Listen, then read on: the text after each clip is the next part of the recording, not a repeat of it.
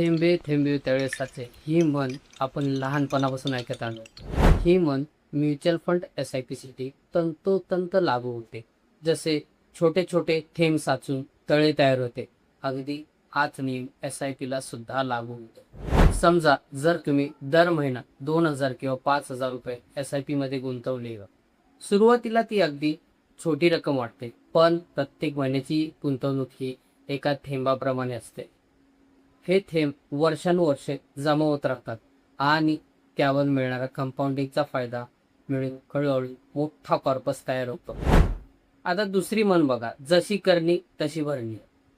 जर योग्य फंड निवडला, यासाठी चालू ठेवली आणि दीर्घकाळ गुंतवणूक ठेवली तर तुम्हाला चांगला परतावा मिळू शकतो. पण जर चुकीच्या म्युच्युअल फंडमध्ये गुंतवणूक केली आणि SIP मध्येच थांबवलं तर तुम्हाला योग्य परतावा मिळू शकत नाही.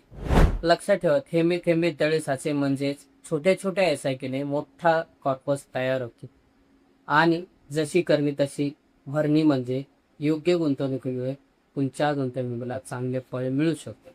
अशा सोप्या भाषेत फायनान्स समजून घ्यायचा असेल तर आजच चॅनलला फॉलो करा. आणि मित्रांनो, जर व्हिडिओ आवडला असेल तर व्हिडिओ लाईक नक्की करा. धन्यवाद.